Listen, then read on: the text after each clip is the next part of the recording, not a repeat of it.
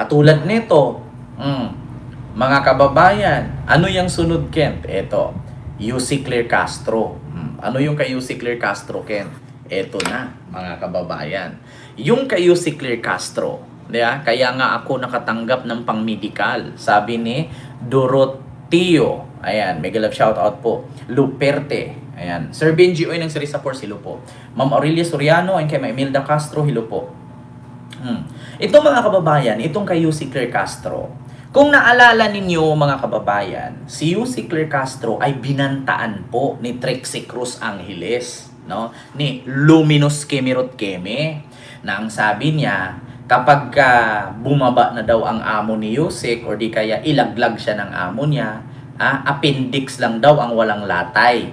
Ngayon mga kababayan, sabi nga ni UC Claire Castro, kung sakali man hindi ka kasali sa usapan or sakali man may kaaway ka, nagmurahan kayo, hindi yun masasabing threat. Kasi bakit? Or nakapagsabi ka doon na papatayin kita kasi on the spot na away yun eh. Yeah, hindi yun masasabing threat kasi magkaharap naman kayo. Papatayin kita, putang ina ka. Yung ganyan-ganyan. Hindi yun magiging threat. Pero yung sabihin mo na mumurahin ka pa, fuck you, tapos sabihan ka pa ng masasamang salita na hindi ka naman kasali sa usapan at never mo naman siyang nakausap personal, 'di ba? Ay mahuhulog threat 'yon. So ngayon mga kababayan, ito po'y nagbe-base sa post ni Trixie Cruz na kung saan ay yung sinabi nga niya na ito po mga kababayan, hanapin ko lang ha. UC Claire Castro, ayan, binantaan. Ito ha mga kababayan, lalabas naman yan dito eh. Ibinahagi, ito po, mga kababayan, ito, basahin ko lang ha. Dito, si Presidential Communication Office or PCO Undersecretary Palace Press Officer Attorney Claire Castro ay nagpahayag ng kamakailan na nakatanggap siya ng banta sa buhay mula sa isang abogado na sinasabing konektado sa Davao or mga DDS. Ayon kay UC Claire Castro, ibinahagi ng nasabing abogado ang kanyang vlog na kapag wala na siya sa pwesto bilang Palace Press Officer, saka siya aatakihin. Itinuturing ni Castro na seryosong banta sa kanyang buhay ang pahayag na ito. Dahil dito nakatakda siyang magpa-blatter at iparating ang insidente kay acting PNP Chief, no?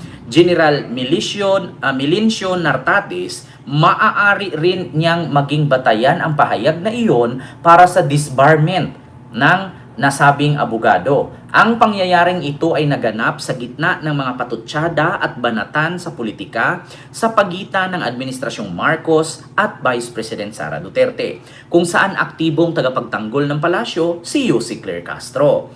So ngayon mga kababayan, ang sabi nga ni UC Claire, magpapablatter siya. So, mga kababayan, nangyari na po. Mayong gabi po si Ricky. Nangyari na nga po mga kababayan. Nagpa-blatter na nga itong si UC Claire Castro. Eto po, mga kababayan. Ako, patay kayo dito. Ito mga kababayan, nagpa-blatter na nga si UC.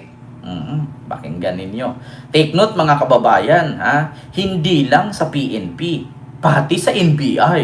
Ngayon, actually pinaparecord ko lang po, pinare-report ko lang po, yung naging Facebook post Ayan, nasa ng NBI Luminous na. by Trixie Cruz Angeles and Ahmed Paglinawan regarding dun sa threats na nailagay nila.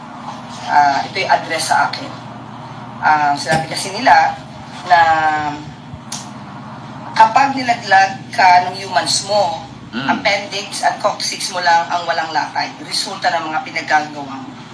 So I really have to report this matter because if something happens to me, at least na nakareport po yung mga taong nagpapalutang ng gitong klase mga grave threats. Yes po. Sa ngayon po kasi ang bala ko lang ay i-report. Kung magsasampa man ako ng kaso, pag-iisipan ko muna. Ba't kailangan ko lang kasing i-report ito para at least nga, kung may mangyari man sa akin, may mga tao silang pwede maimbestigahan. Tama. How do you feel now, ma'am, after seeing yung post po? At the time, of course, natakot ka. Kasi hindi ko naman sanay sa death threats. Pero kasi sabihin na appendix mo lang ang walang latay, iba ang ibig sabihin nun. Meron itong pagbabanta sa iyong buhay. So yun yung naramdaman ko. At up to now, yun pa rin yung nararamdaman ko. Kaya Oh, sa mga nagtatanong, bakit nasabi ni UC Claire yan na threat yan? Trial lawyer to, cum laude pa. Trial lawyer si UC Claire Castro. Totoo naman talaga. 'Di ba? Na kailangan niya magpa-blatter kasi in case kung ano man ang mangyari sa kanya, malay natin 5 years from now. 'Di ba? Ibiglang may bumaril sa kanya, ibiglang kinidnap siya tapos nilatigo. Binugbog siya, pinasa ng pinasaan kasi nga appendix lang daw ang walang latay. Oh, tapos pasuin ang dila kasi mayroong nga tayong kasabihan, dila lang walang latay sa iyo, isa kanya talaga appendix lang. Oh, 'di ba? So kailangan 'yan mga kababayan kasi bakit? Mainit siya ngayon eh. Kasi bakit siya mainit? Magaling kasi. At saka take note mga kababayan, baka naman kasi nainggit yung tao na nagbanta sa kanya. Kasi bakit? Posisyon kasi yan noon, nung taong nagbanta sa kanya. Hindi kasi nagtagal. Siguro mga 2 buwan lang yata natanggal. Kuya, natanggal. 'Di ba? Kapag nainggit ka, dapat galingan mo, maging matalino ka, hindi yung puro kabungis-ngis. Diba? Puro kasi kabungis-ngisan lang ang ginagawa. Baka naman kasi nainggit. Kasi biruin mo ba naman, si UC Claire Castro, magaling talaga. O, biruin mo, katagal-tagal na ni UC Claire. O, tandaan ninyo, hindi pa nakulong si Digong. PCO na yan, undersecretary. Oh, ngayon, mamamatay na lang si Digong. Oh, natapos na ang 2025. Oh, tapos mai-impeach na si Sara. Si UC Claire pa rin ang tagapagsalita. Oh, kaya naman sino ba namang hindi mainggit niyan? Oh, talagang magbabanta ka, putang ina mo. Papatayin talaga kita. Bakit? Posisyon ko yan, wala pa nga ako 2 buwan, natanggal na ako dyan. Kuya, natanggal. Sabi ni Ma'am Rosalina Orleans, mayroon po yung inaamin nila na pinunduan sila ng China. Na gumawa ng fake news para sirain ang administrasyong Marcos. Tapos umiiyak-iyak nga yung mga kasamahan doon, umami na fake news sila. Para hindi makontem. 'Di ba? Oo. 'Di ba, mga kababayan? Oo, buti nga sinabi ni UC Claire Castro, kaya siguro to nagbanta kasi, kuya, wala pang 2 buwan natanggal. 'Di ba? Kuya, natanggal. 'Di ba? Magaling kasi. 'Di ba, mga kababayan? Yun po yung katunayan. Kaya ito, sabi ni UC Claire Castro, pagpatuloy natin. kailangan ko na mag-report. Ma'am, kailan po yung post na yan? January 2. Nandiyan pa rin po ba? O... Nandyan pa rin po. Hindi Ma'am, binura. ano po yung mensahe niyo po sa kanila? Sa atin lang naman, kung sinasabi nila may freedom of expression sila. Lahat naman tayo dito ay dapat na ma-exercise ang ating freedom of expression. Tama. At hindi kinakailangan na kung ikaw man ay nag-o-oppose sa sinabi ng isang tao, ikaw ay magbabanta na sa buhay niya. 'Di ba? Hindi na Hindi freedom po of nadadaan expression 'yun. ang anumang diskurso sa pagbabanta sa buhay. Mm. Yung pagiging violent. Tama. Huwag nilang gayahin ang mga idolo nila. Prior to this post, meron po bang may previous na post towards you? Wala akong napansin. Ito lang kasi yung nakita ko. Kung meron man before, hahalungkatin ko. Personally, ang kakilala ko lang naman ay si Atty. Trixie Angeles. Patay. Pero yung a certain Ahmed, hindi ko siya kilala personally.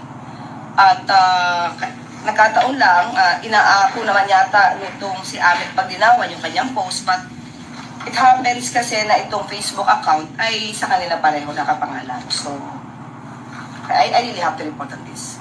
Anong background? When I made this chucky remark, Chucky remark. Oo. and then ito, sila yung nag-threaten sa akin. Diba? Sinabihan mo lang kapag nagalit si Sarah, kamukha ni Chucky. Bakit iba ang nagagalit? Alam nyo, ito advice ko sa inyo. Ang mga politiko, dumadaan lang yan sa posisyon. Hindi nyo ba tinatandaan yung sinabi ni Digong? Ang mga politician, dumadaan lang yan. Hindi yan nagtatagal. So, wag masyadong panatiko. Wag masyadong gawing santo. Kung sumuporta ka sa isang politiko, hindi, doon lang, bigyan mo ng limitasyon. Di ba? Hindi yung sa sobrang suporta mo, yung karton kakausapin mo, baliw ka na nun. Di ba? Oo. Pag sumuporta ka sa isang politiko, lagyan mo ng limitasyon, lagyan mo ng boundaries. Di ba? Kung mahal mo si Digong, yes, mahal ko si Digong because he served as a president for almost 6 years in this country. So that's the reason why I love him. And then I hate that why our previous president right now is accepting that the facts that, di ba, may mga ganyan-ganyan. And then, what happened to our previous president is being jailed right now in the ICC detention center at the Netherlands. Di ba? Ganon-ganon. Kaya yung pagiging panatiko natin sa isang politiko, lagyan natin ng boundaries. Lagyan natin ng limitasyon. Hindi porkit nakita mo na sinabi ni Ken, putang ina si Digong, mukhang puwet ng manok ang ilong. Di ba? Magagalit ka na, tapos sabihin mo, putang ina mo ka, papatayin kita. O, hindi nakasuhan ka ngayon. Lagyan yung boundaries. Yeah? Lagyan nyo ng limitation. Kasi bakit? Hindi habang buhay si Digong buhay dyan, mamamatay din yan. Biruin mo ba naman 30 years? Do you think Digong can survive for almost 30 years there inside the ICC detention center? No, you're wrong. Diba? Uuwi siyang curtain. Uuwi siyang abo. In English term, bring his urn. Yun po dapat. Hindi bring him home. Bring his urn. Diba? Huwag masyadong sobra ang panatiko. Si Digong tao, demonyo siya, nagmumura sa Diyos. Huwag mong gawing santo. Kasi ever since, walang santo na demonyo. Si Lucifer lang. Diba? Kaya, kung meron man kayong kagalit sa isang tao, Diyos ko, lagyan mo limitasyon. Huwag mong ibaba ang level mo. Yeah? May katungkulan ka, may posisyon ka sa buhay, abogado ka, teacher ka, pulis ka, tapos magpadala ka. Di ba? Magpadala ka sa emosyon. Yung pinag-aralan mo for how many years, yung sinakripisyo mo for how many months to take your position or your rango. Tapos sasabihin mo, babawiin mo yung suporta mo kay PBBM kasi mas naniniwala ka kay Digong. Di paano yung pagretiro mo? Ano na yung mga benepisyong makuha mo? Bablanko lahat yun. Mawawala yun. Dahil pinagpalit mo, dapat lagyan mo limitation. Lagyan mo ng boundaries. Kasi kapag ikaw ay nag-overlaps, or below the belt, it can damage your skin. Kaya nga sabi ni Belo, only Belo can touch my skin. Who touches yours? Huwag masyadong magbilad sa initan. Kasi pag nasubrahan ka sa bilad, magkaroon ka ng sunburn. Sunburn. Alam nyo mga DDS, alam kong bobo kayo pero hindi kayo bungol. Diba? Ngayon, anong napapala ninyo? Napapablatter kayo. May possibility pa, mahuhulog pa yan sa disbarment case. Kasi abogado ka, dapat alam mo yung boundaries at limitation mo. Bakit mo nasabi yan? Hindi mo ba yan pinanumpaanong ikay graduate at pagtanggap mo ng diploma? Di ba meron kang code of conduct as a lawyer, code of ethics as a lawyer? So binaliwala mo na yung code of conduct at code of ethics na sinumpaan mo sa mga salaysay na ako, si Claire Castro, bilang isang abogado, dapat ay panatilihin ko ang maximum tolerance katulad ng mga pulis, hindi ako magiging partisan. Di ba may mga ganyan? Bakit kayo lumagpas sa limitasyon? Kaya napapahama kayo eh. Di ba? Meron tayong tinatawag na freedom of speech or freedom of expression. Pero lagyan nyo ng limitasyon. Bakit? It can damage your reputation. Di ba? Hindi magkukos ng kagandahan sa buhay yan. Your pension is being damaged, your reputation, your angkans, your apo sa kuko, apo sa ingron, apo sa tuhod, apo sa tinga, apo sa bulok na bagang, masisira. Mahabang buhay nilang bitbitin yan. Biruin mo, halimbawa anak ako ng vice presidente na nagnakaw ng confidential fund for almost 600 million in just 1 year. Tapos ako anak nung nagnakaw na vice president na inubos lang ang 125 million for just 11 days. So, what will happen to me? 'Di ba? So, habang buhay ko yang bibit-bitin for a long lifetime until my last breath. Bibit-bitin ko yan. Kahihiyan. 'Di ba? Lisa Kukak. Kahihiyan kong bit-bitin yan. 'Di ba? Oh my goodness. What the heck? Sabi ng Kano. Kaya lagyan ninyo ng boundaries. Lagyan ninyo ng limitation. 'Di ba? Ay nako, Sir Arnold Bagozo, mega love shout out po. 'Di ba? Ganun 'yun. Oh. Kaya tignan nyo mga kababayan, ang akala nyo siguro ay kwento-kwento lang ni Yusik yun. Ayun, tinutuhanan na niya. Oh, nagpa-blatter na siya. Not only for PNP, Milencio Nartatis, but also the NBI. Yeah? Pumunta siya sa NBI para mag-file ng blotter that it's because of the post of another lawyer. Diba? English yan ha. Huwag yung punain mga DDS kasi alam ko hindi nyo naintindihan yan. Mga bobo kayo pero hindi kayo bungol. Diba? So yun po yun mga kababayan. Kita nyo? Nakakagigil. Magkakapatid na tayo. Hayaan mo na Mamarilo. That's life. And sabi nga ni Digong, ang pagiging politiko dumadaan lang, hindi nagtatagal. Kung ngayon nasa power ka, and then go. Gamitin mo yung power mo. Kasi pag wala ka na sa power mo, hindi makukulong ka rin. Diba? Yun po yun, mga kababayan.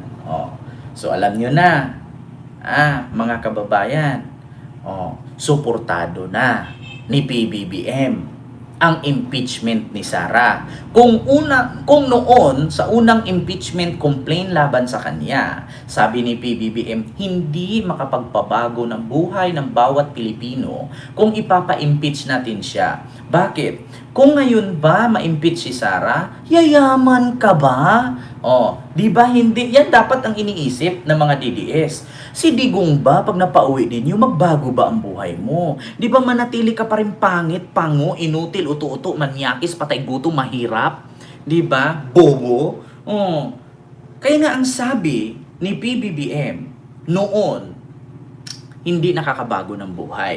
Pero ngayon, napag-isip-isip siguro ni PBBM, parang mas nakakabago ng buhay ng bawat Pilipino kung bawas-bawasan natin ang mga demonyo sa ating bansa. Kasi nga, sa madaling salita mga kababayan, 4 ang paa ng upuan. Wala na si Digong. Kung pipilayin nyo pa si Sara, paano patatayo ang upuan kung 2 na lang? Si Basti at si Pulong na lang.